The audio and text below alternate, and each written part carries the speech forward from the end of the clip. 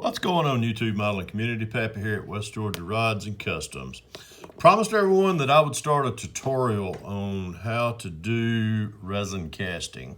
And so far, so good with what I've been doing here lately. I've already started out, I've casted a couple of, actually 2 or 3 resin engines that's kind of a favorite of mine. And this is one of them. This is the 396 big block Chevy that comes out of the AMT 67 Chevelle Pro Street Kit.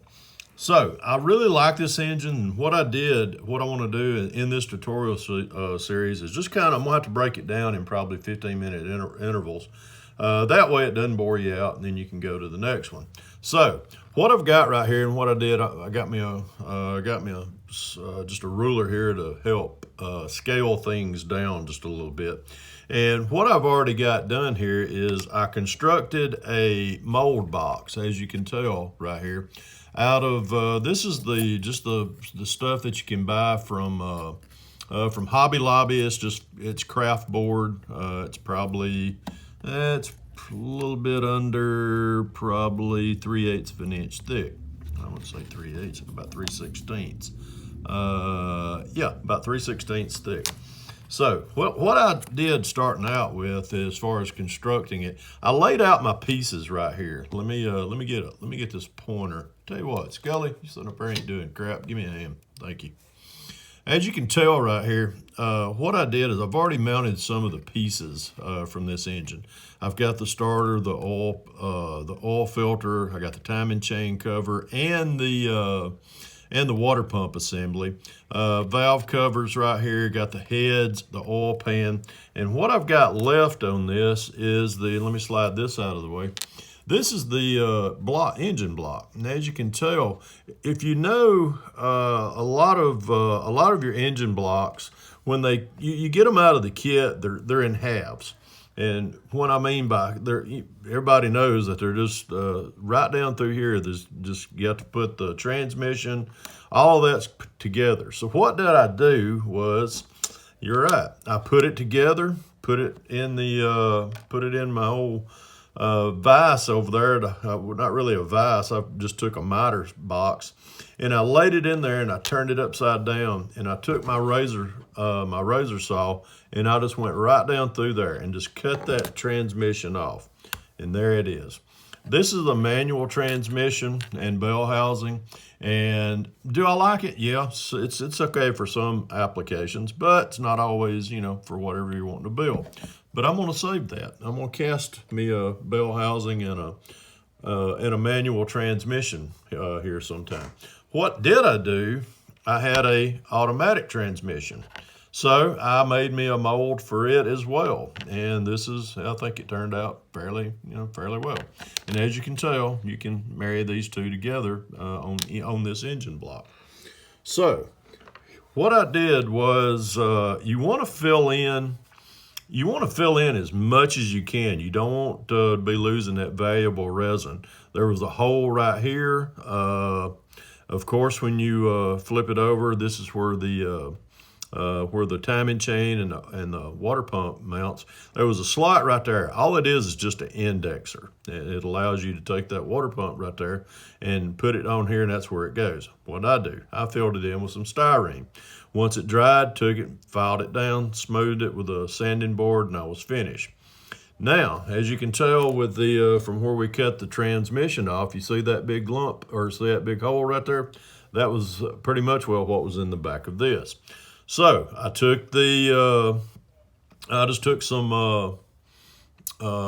a sheet of very thin styrene and just glued it to the back, and then I trimmed it off with the X-Acto knife and flushed. Pretty much what I took, sanding board and made it flush all the way around it.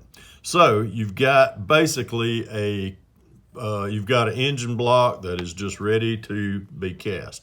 Everything is sanded down smooth. All the holes, the openings are filled in, and you're ready to mount this in your mold box. So one thing you want to do when you're once you get everything smooth, now you got to make a decision on which side you want to put this on.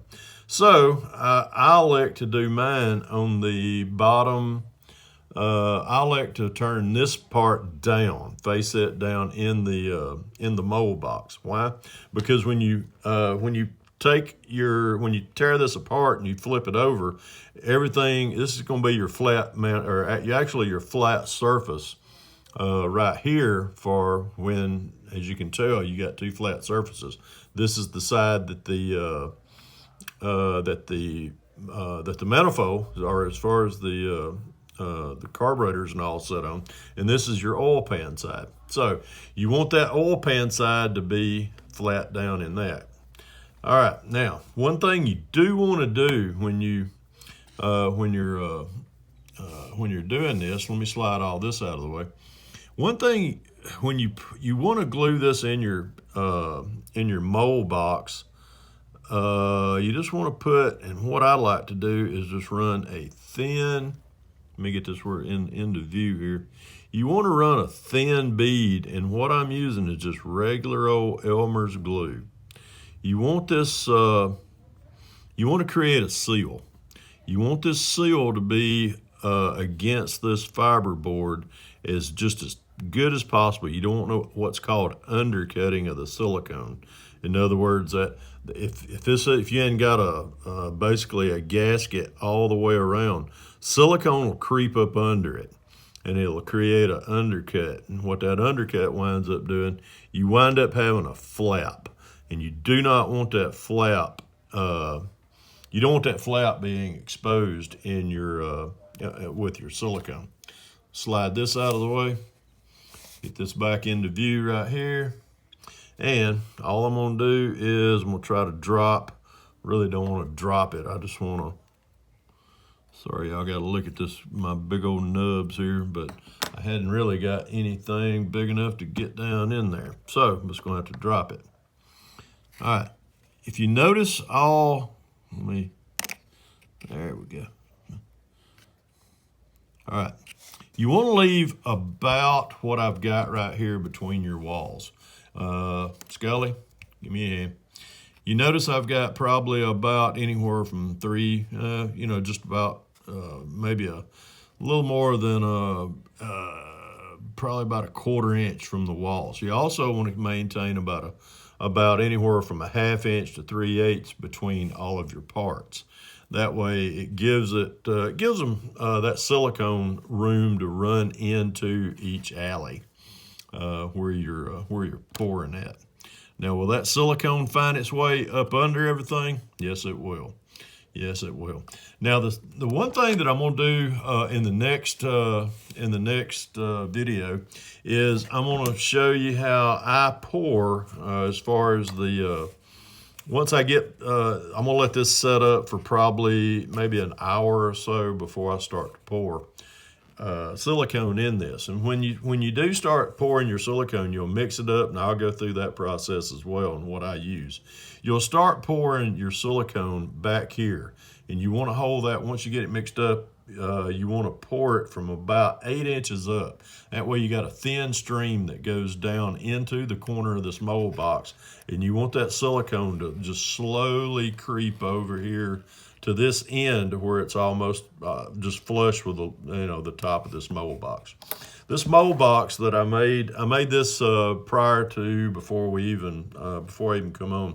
I took like I say, it's about right there's the thickness as far as it's about a 1 inch thick. As far as the depth of it, length is probably let's see, I'm gonna say about 7.5, probably about 7.5 inches. Yeah, about 7.5.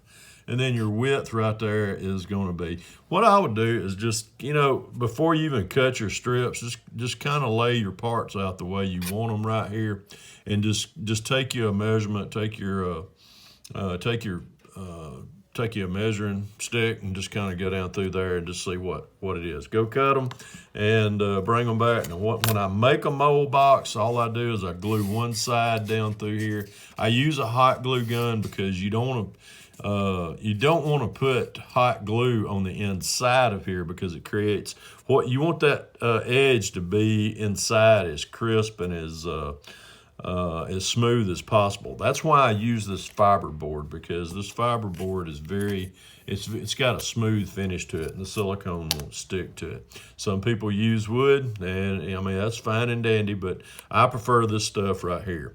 Now, as far as gluing this down in here, what I use, like I said, I use the white Elmer's glue. That way, once I'm finished with it, you can pop it, once your mold pops out, your pieces will pop out with it, but you'll also be able to take them to the sink, set them in some hot water as far as your parts right here, and clean them off. That way that stuff will scrape off once it gets wet. One thing you do not want to do, you do not want to take your hot glue gun and glue these into your mold box. Why? Hot glue and plastic styrene does not mix. It'll wind up distorting your part. So, with that being said, that's the start of this tutorial. Next thing we're going to do, I don't really need to go into possibly building a mold box, showing you how to do that. It's pretty self-explanatory. Just cut you some pieces where you can just make a square box, put your parts down in them, and go from there. Then, like I say, next series, what we're going to do is we're just going to take and pour the silicone to it. All right, folks. Continued on. This is part 1 of the tutorial series on this. I hope y'all stay tuned. More to come. Remember, if you can dream it, build it. God bless y'all. Pepe out.